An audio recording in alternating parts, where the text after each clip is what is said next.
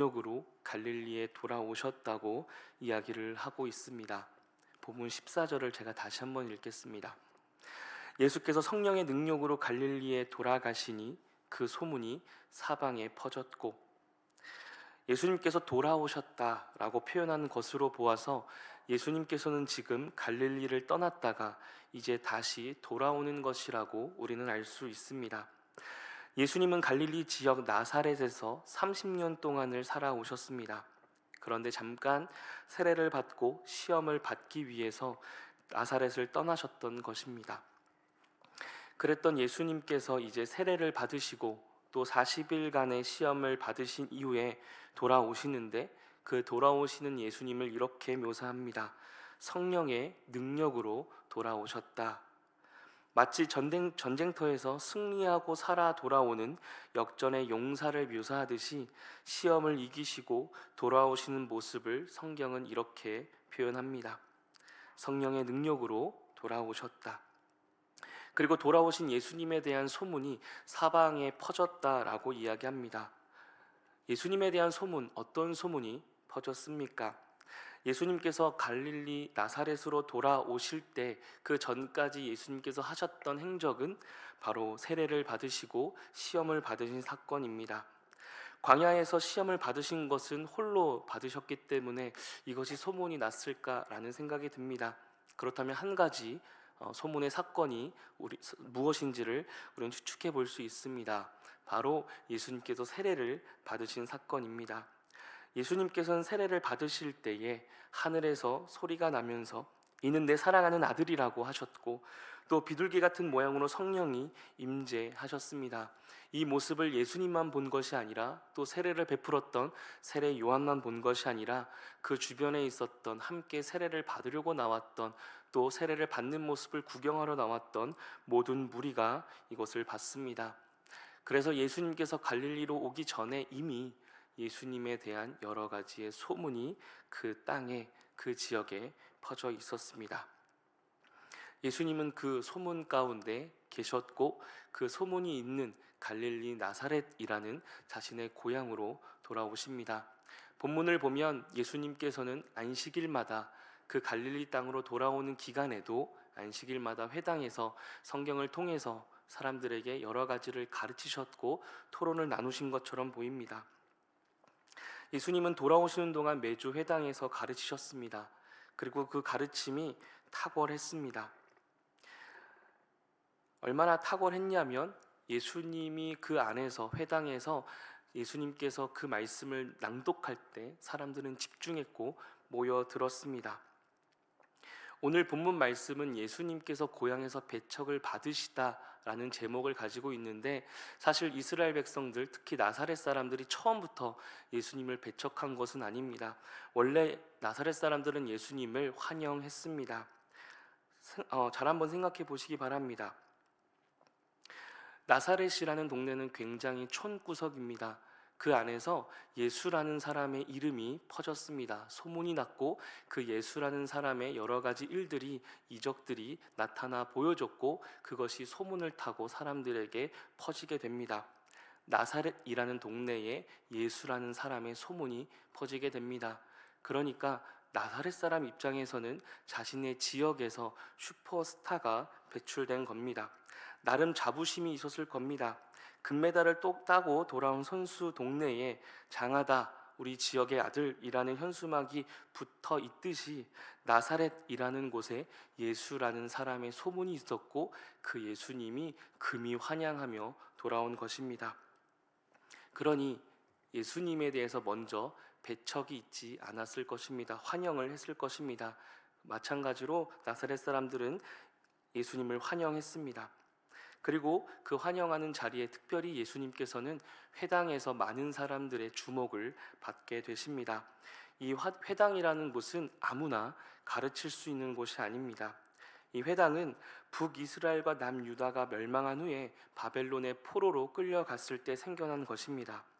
성전에서 예배할 수 없게 된 유대인들이 후대의 율법을 가르쳐서 정체성을 보존하고 또 제사 대신에 율법을 읽고 토론하는 일을 유일한 제사로 여겼기에 이 회당에서 가르친다라는 것은 매우 중요한 것이었습니다. 그래서 회당에서 율법을 가르치는 자는 회당장이나 서기관 혹은 랍비들이었습니다. 그런 자리에 예수님께서 회당에서 가르치기 시작하십니다. 예수님께서 여러 가지의 소문과 또 그런 모습들로 인해서 또 그분의 놀라움을 통해서 예수님은 회당에서 사람들에게 말씀을 가르칠 수 있는 권위를 보여주시게 됩니다. 그리고 사람들은 예수님의 그 가르침을 눈여겨보고 잘 귀담아 듣게 됩니다. 예수님께서는 안식일에 늘 하시던 대로 회당에 들어가 성경을 읽으셨고 또 예수님께서는 그들에게 가르치셨습니다. 특별히 누가복음 4장의 말씀에는 예수님께서 이사야의 글을 통해서 사람들에게 은혜의 날이라는 말씀을 하시며 그들에게 있을 자유와 그들에게 있을 구원의 날을 선포하십니다. 그리고 그 말씀을 낭독하신 후에 그 말씀을 회당장에게 다시 가져다 줍니다. 많은 사람들이 집중했을 것입니다. 왜냐하면 이제 예수님께서 말씀하셨던 그 말씀에 대한 설교, 예수님의 해석을 기대하고 기다렸기 때문입니다. 예수님은 이렇게 한마디로 설교를 마무리하십니다. 누가복음 4장 21절입니다. 제가 읽겠습니다. 이에 예수께서 그들에게 말씀하시되 이 글이 오늘 너희 귀에 응하였느니라 하시니, 예수님께서 본문 말씀을 말씀하시고 포로된 자에게 자유를 이라는 이사야의 글을 말씀하신 후에 딱 이 한 구절로 해석을 하십니다. 이 글이 오늘 너희 귀에 응하였느니라. 이 글이 오늘 너희 귀에, 오늘 너희에게 성취되었다라고 말씀하십니다. 굉장히 짧은 설교의 말인데 이 말씀으로 인해서 나사렛에 있었던 사람들은 모두 뒤집어지게 됩니다. 주의 은혜의 해, 그 은혜의 해, 그 은혜의 날이 오늘 너희 귀에 성취되었다라는 말. 이 은혜의 해는 바로 희년을 말합니다. 희년은 50년마다 돌아오는 날인데 노예가 해방되고 토지가 원래 주인에게 반환되며 부채가 탕감되는 그런 날입니다. 얼마의 빚이 있다 한들 50년이 다 차면 그 희년에는 그 모든 것들이 탕감받고 모든 종들이 자유를 얻는 날이 바로 희년입니다. 레위기 25장 10절 말씀입니다. 너희는 50년째 해를 거룩하게 하여 그 땅에 있는 모든 주민을 위하여 자유를 공포하라. 이 해는 너희에게 희년이니 너희는 각각 자기의 소유지로 돌아가며 각각 자기의 가족에게로 돌아갈지며. 이 희년의 날 모든 사람들은, 모든 종들은 자유를 얻고 모든 포로들도 자유를 얻습니다. 모든 빚을 졌던 사람들은 빚이 다 탕감받게 되는 구원의 날, 바로 희년입니다. 그 희년의 날, 예수님께서 이 날이 너희 귀에 성취되었다, 오늘 이 말이 너희에게 성취되었다라고 이야기합니다. 그렇게 했을 때 나사렛 사람들의 반응은 어떻습니까? 너무나도 놀라고 그 말을 주목합니다. 사실 생각해 보면 이 반응은 놀랍습니다. 그들이 놀라고 그 예수님을 주목했다라는 것은 심히 놀라운 반응입니다. 왜냐하면 이 은혜의 날이 너희들에게 이루어졌다라는 것은 바로 메시아에 대한 이야기를 하고 있기 때문입니다. 그렇다면 이 나사렛 사람들은 예수님을 향해서 메시아겠구나라고 생각을 했을 것이고, 그때 당시에 메시아라고 생각을 했다면 오히려 예수님에 대해서 의심해 보거나 그 예수님에 대해서 무언가 반감이 들었을 텐데, 이 나사렛 사람들은 오히려 기뻐하며 즐거워하고 또 놀라게 됩니다. 왜 그들은 예수님을 향해서 놀라고 그를 향해서 의심하거나 화를 내지 않았을까요? 이 말을 이들은 은혜롭게 들었습니다. 우리를 지배했던 그 이방인들, 이제 이 메시아가 다 처리해 줄 것이고 그 예수가 나사렛이라는 나의 동네에, 나의 고향의 사람이고 가까운 사람이다 라는 생각을 했습니다. 그래서 이제 그들에게 그 은혜의 날, 그 은혜의 날이 주어졌을 것이다 라는 기대감에 부풀어 있었습니다. 그런데 예수님은 그 기대감에 부풀어 있는 그 나사렛 사람들을 향해서 찬물을 끼얹습니다. 누가복음 4장 23절입니다. 예수께서 그들에게 이르시되 너희가 반드시 의사야 너 자신을 고치라 하는 속담을 인용하여 내게 말하기를 우리가 들은 바 가버나움에서 행한 일을 내 고향 여기서도 행하라 하리라. 예수님은 의사야 내 몸부터 고쳐라 라는 속담을 인용하며 가버나움에서 행한 일을 내 고향 여기서도 행하라 라고 말을 할 거라고 생각했던, 그러니까 나사렛 사람들이 이 말을 마음에 두고 있는 것을 아셨습니다. 그래서 그것을 꿰뚫어 보시고 이 말을 그들 가운데 보여주십니다. 나사렛 사람들은 가버나움에서 행했던 일들을 여기서도 행해라 라고 예수님께 요구하고자 했습니다. 이 말은 내 친구와 지인부터 챙기는 게 당연한 것이 아니냐, 너가 가버나움에서 했던 그 기적들도, 가버나움에서 있었던 여러 일들도 이 나사렛에서 해야만 한다라고 이야기하고 있습니다. 그런데 예수님께서 그들의 그 요구사항을 바라보시면서 이렇게 이야기하시죠.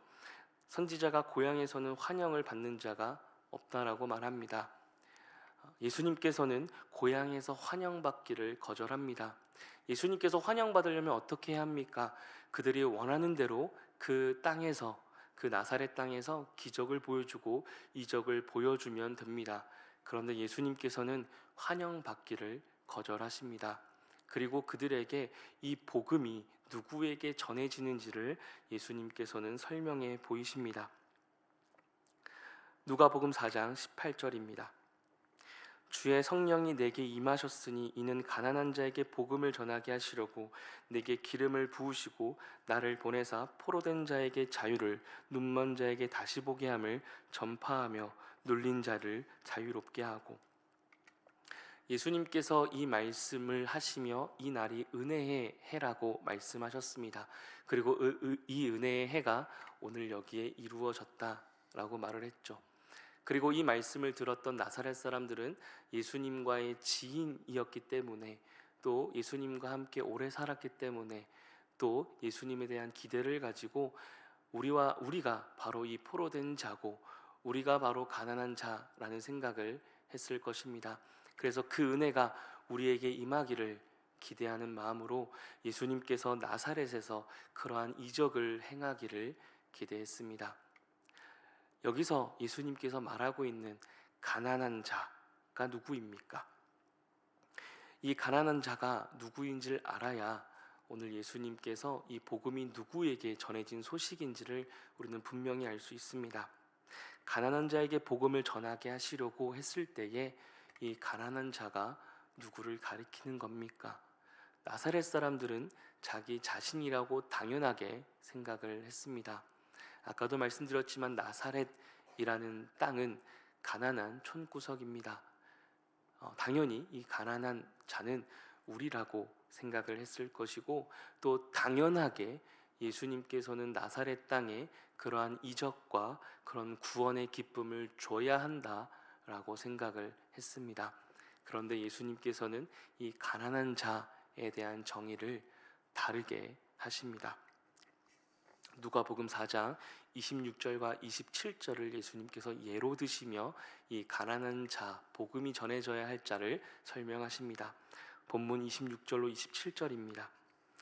엘리야가 그중 한 사람에게도 보내심을 받지 않고 오직 시돈 땅에 있는 사렙다의 한 과부에게 뿐이었으며, 또 선지자 엘리사 때에 이스라엘에 많은 나병 환자가 있었으되 그 중에 한 사람도 깨끗함을 얻지 못하고 오직 수리아 사람 나아만 뿐이었느니라. 가난한 사람이 누구였습니까? 가난한 자에게 복음을 전하기 위해 오셨다라고 말씀하셨고, 이 은혜의 날이 오늘 너희 귀에 응하였다, 이루어졌다라고 했는데 예수님께서 그 사람을 누구라고 이야기하십니까? 시돈 땅에 있는 사렙다의 한 과부를 드시고 또 수리아 사람 나아만을 그 예로 드십니다. 그들에게만 구원이 있었다고, 그들에게만 병고침이 있었다고, 그들에게만 그 은혜의 날이 있었다고 이야기합니다. 이 두 사람의 공통점은 이겁니다. 이방 사람이었습니다. 이방 사람들을 예수님께서는 가난한 자, 복음이 필요한 자라고 이야기합니다. 왜 이방 사람들은 가난한 자였고 복음이 필요한 자였습니까? 오늘 두 사람을 예로 든다면 사렙다의 한 과부는 가난한 사람이 맞습니다. 이제 곧 죽을 위기에 처해 있고 먹을 양식이 없어서 이제 이거 하나만 가지고 있다가, 가루 하나를 가지고 있다가 이제 이것만 먹고 죽을 생각을 했던 사람이었습니다. 가난한 사람이 맞았죠. 그런데 나병 환자였던 나아만은 어떻습니까? 가난했습니까? 장군이었습니다. 부유한 사람이었습니다. 그러니 여기서 이 가난하다라는 것은 물질적인 가난함을 말하고 있지 않습니다. 이 두 사람의 공통점이 중요합니다. 이방인이었다는 겁니다. 이방인은 가난한 사람이다 라는 겁니다. 무엇이 가난합니까? 영적으로 가난한 겁니다. 영적으로 가난한 겁니다. 내 마음이 궁핍하고 가난하다는 뜻으로 오해하지 마시기 바랍니다. 영적으로 가난하다는 것은 어떤 수를 쓰고 어떤 방법을 쓴다 하더라도 전혀 가망 없이 하나님의 백성이 될 수 없는 사람을 말합니다. 성경을 보면 이방인 사람들은 주님의 자리에, 주님의 백성에 들어올 수 없는 외지인처럼 보이게 됩니다. 그래서 그것이 얼마나 강했냐면 이스라엘 사람들은 자기 자신은 하나님께 선택받은 사람이요 그 외에 이방인 사람들은 선택받지 못한 불쌍한 사람이라는 생각이 들 정도로 그러한 생각과 사상이 있었습니다.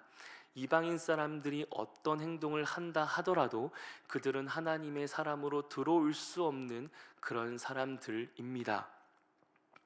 그런 사람들을 향해서 오늘 예수님께서는 가난한 자 그리고 복음이 필요한 자들이라고 이야기하고 있습니다. 이렇게 본문 말씀을 이야기하면 약간의 오해하는 경향이 있습니다.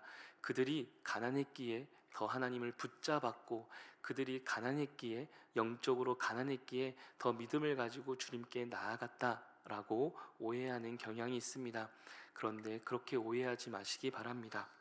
사렙다의 한 과부가 믿음이 좋았다고 성경에 나와 있지 않습니다. 수리아 사람 나아만이 믿음이 좋았다고 나와 있지 않습니다. 그들이 했던 것들은 그저 어쩔 수 없이 할 수밖에 없어서 그저 그 행동을 했다라고 그 행동을 묘사할 뿐입니다. 나아만은 어떻습니까? 엘리사에게 가서 병을 고쳐달라고 얘기했습니다.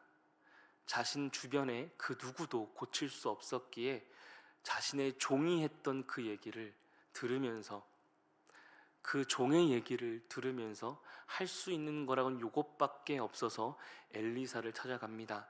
자신이 침략했던 그 지역에 사람을 찾아가서 고쳐달라고 얘기합니다. 수치스럽게 옷을 다 벗고 그 강에 들어가서 씻으라고 얘기합니다. 내가 어떻게 그걸 할 수 있느냐라고 말할 때에 종이 또 한 번 이야기하죠. 그래도 진흙탕에 들어가더라도 낳기만 한다면 들어가지 않겠습니까? 여기 들어가셔야 됩니다. 그래서 할 수 있는 게 그것밖에 없어서 나아만이 그것을 합니다. 그에게 믿음이 있어서였습니까? 오늘 성경은 그렇게 얘기하지 않습니다. 사렙다의 한 과부는 어떻습니까? 그것을 하면 그것을 엘리야에게 준다면 자신의 생활이 좀 나아질 거라는 생각을 가지고 믿음을 가지고 한 것입니까? 아닙니다. 그저 너무 답답한 인생, 어차피 죽을 인생, 그냥 그거 하나 해달라고 하는 엘리야의 말을 듣고 그걸 가지고 음식을 만들어 준 것 뿐입니다. 그리고 그저 엘리야가 하는 대로 했을 뿐입니다. 할 수 있는 게 그것밖에 없었습니다. 이방인들의 삶의 모습이 이렇습니다. 이스라엘 백성들이 생각했을 때 이방인들의 모습은 이렇습니다. 할 수 있는 게 아무것도 없습니다. 하나님의 백성이 될 수 있는 것을 할 수 있는 것은 아무것도 없습니다. 가망도 없고 버려졌다라고 생각할 수 있는 것이 이방인이었습니다. 그런데 예수님께서 그들에게 복음이 전해진다라고 오늘 말합니다. 가난한 그들에게 복음을 전하기 위해 왔다라고 오늘 얘기합니다. 이 이야기를 들었던 나사렛 사람들의 반응은 이렇습니다. 누가복음 4장 29절입니다. 함께 읽겠습니다. 시작.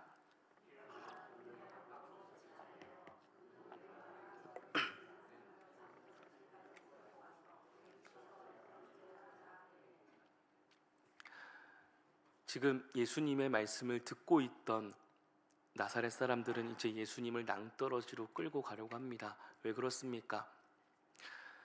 우리를 압제하고 있는 이방 나라의 사람들을 구원하겠다는 예수님의 말에 화가 난 겁니다.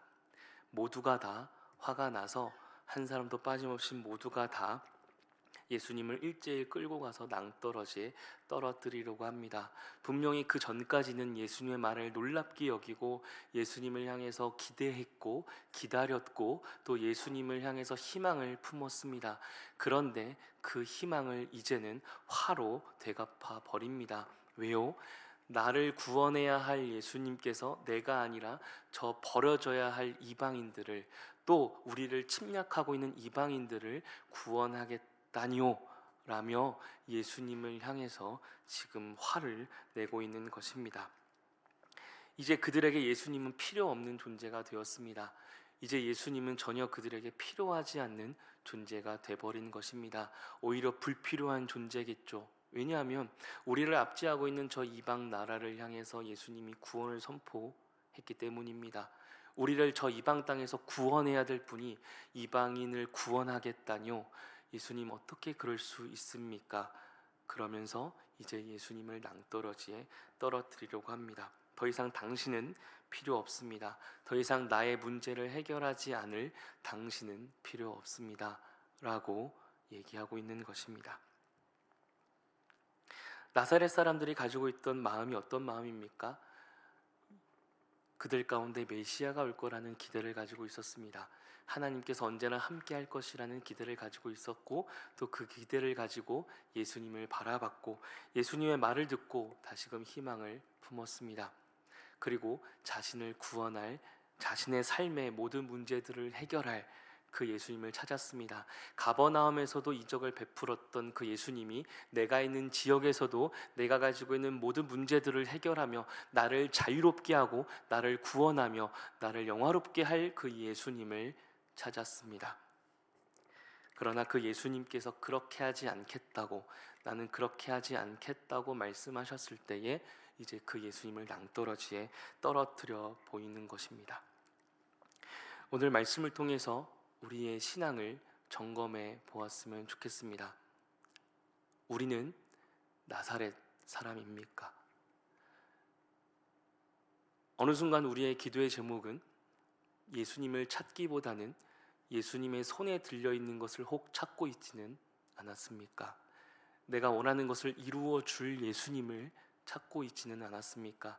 나에게 필요한 것을 주실 예수님을 찾고 있지는 않았습니까? 나를 구원하시고 나를 영화롭게 하시고 나를 자유롭게 하셔야만 하는, 그것이 마치 당연한 거라고, 내가 예수님을 믿는데 당연히 그래야 하는 것 아니라고 생각하며 주님께 혹 원망하지는 않았습니까? 우리는 사실 나사렛 사람보다 이방 사람에 가까운 사람들입니다. 주님의 자녀가 되기에 할 수 있는 것이 단 하나도 없는 그런 존재들이었습니다.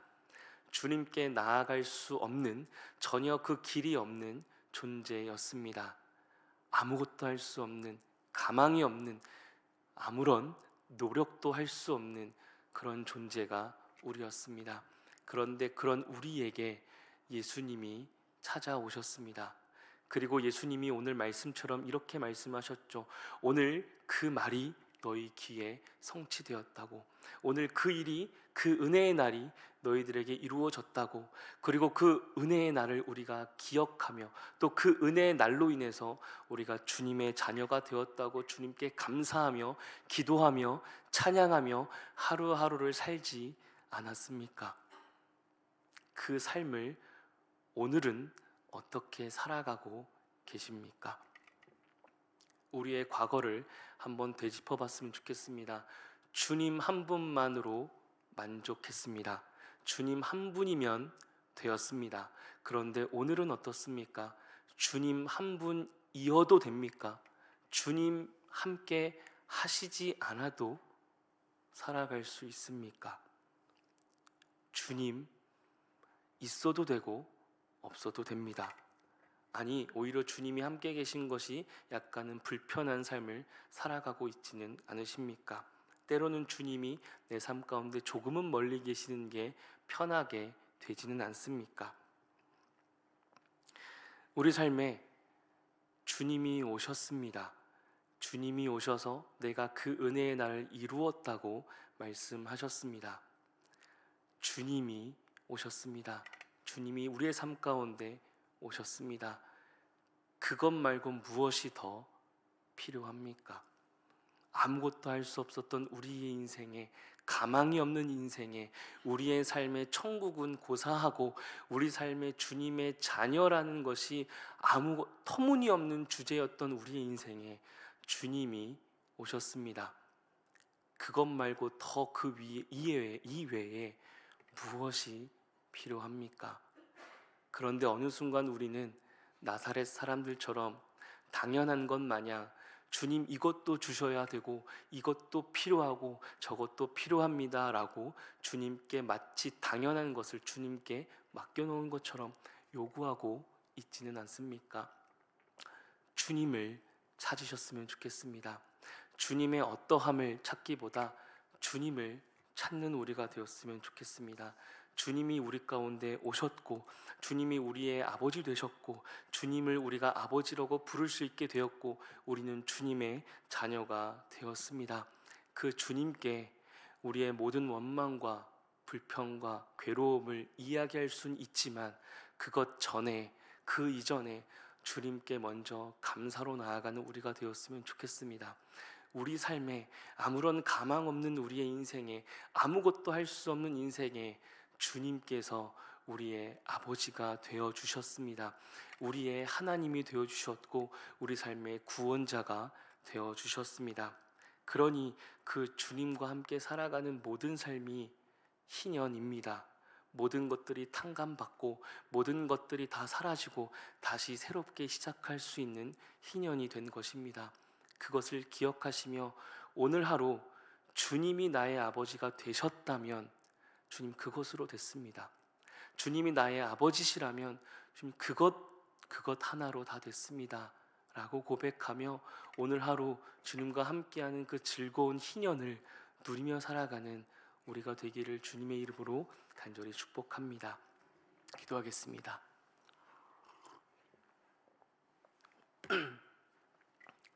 사랑의 하나님, 우리의 신앙의 연수가 차면서 또 신앙의 시간이 자라나면서 우리의 기도의 제목들이 감사해서 괴롭고 지침과 원망으로 바뀔 때가 많이 있습니다. 주님을 처음 알게 되었을 때에 주님이 나의 아버지가 되시고 주님이 나의 구원자가 되셨다라는 그 소식을 우리가 처음 알았을 때에 그 기쁨과 감격이 다시 우리 가운데 살아나게 하여 주셨어서 우리 가운데 많은 장애물과 어려움과 괴로움이 있지만 주님 한 분만으로 만족합니다. 주님 한 분만으로 만족합니다. 주님이면 됩니다. 우리 삶에 가망이 없었던 인생에 주님이 오신 것 그거 하나, 그것을 믿게 된 것 하나로 우리는 충만합니다 라고 고백했던 그 고백의 모습을 우리가 회복하며 오늘도 주님과 함께 살아가는 삶이라면 오늘 하루 다른 것 다 필요 없이 그 하나로 만족하고 그 하나로 기뻐할 수 있습니다 라고 우리가 그렇게 매 하루하루의 삶 가운데 주님께 기쁨으로 반응하고 고백하는 우리가 되게 하여 주셨어서 우리 삶에 있는 어려움과 괴로움 가운데 낙심하고 넘어지기 전에 우리 가운데 먼저 허락하신 예수 그리스도를 발견하며 그 주님이 나의 아버지가 되셨다라는 그 은혜의 해를 기억하며 주님 감사합니다. 아무것도 할 수 없는 가망 없는 우리의 인생에 아버지가 되어주시고 구원자가 되어주심에 감사합니다 라고 고백하며 매일매일을 살아가며 살아내는 우리 모두가 될 수 있도록 인도하여 주시옵소서. 우리의 아버지 되시고 우리를 자녀라고 불러주신 주님께 감사드리며 예수님의 이름으로 기도드립니다.